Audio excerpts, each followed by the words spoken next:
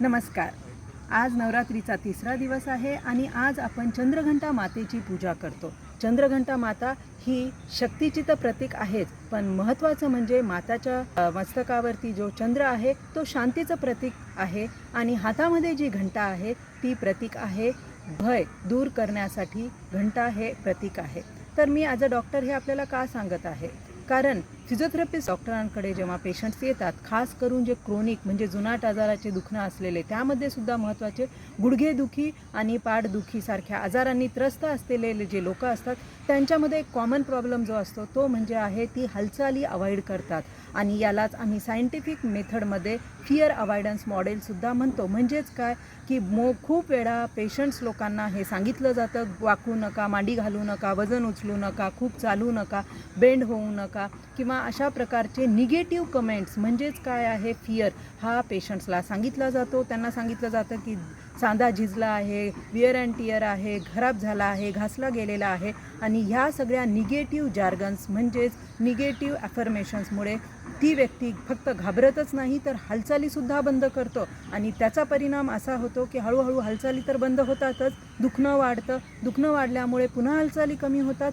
आणि ओव्हरऑल त्या व्यक्तीची मानसिकता, शारीरिकता आणि ओव्हरऑल सोशल ॲक्टिव्हिटी ह्या सगळ्या कमी होत जातात आणि त्याचा परिणामच हा आहे की पुढे जाऊन ते लोक सर्जरीलासुद्धा जातात आणि सर्जरी करूनसुद्धा हा प्रॉब्लेम काही ठीक होत नाही.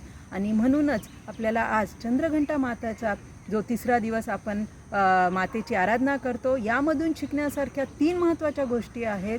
माता आपल्याला सांगते की शक्ती म्हणजेच करेज, जिथे आपल्याला मूवमेंट किंवा दुखण्याला न घाबरता मूवमेंटला आपण अवलंबलं पाहिजे.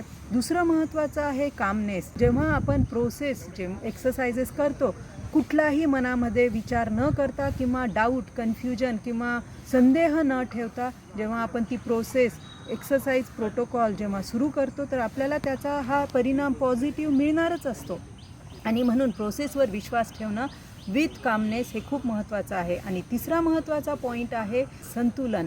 संतुलन यासाठी गरजेचं आहे, खूपही जास्त नाही किंवा खूप कमी नाही.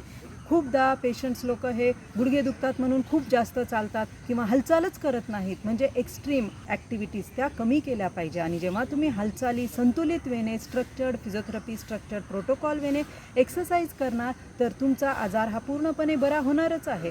आणि म्हणून आज माताकडून ह्या तिन्ही गोष्टींचा आपण स्वीकार करूया, अवलंबन करूया, जेणेकरून आपल्या शरीराचे जे काही प्रॉब्लेम्स आहेत ते माताच्या आशीर्वादाने आणि सायंटिफिक मेथडने नक्कीच बरे होणार. धन्यवाद.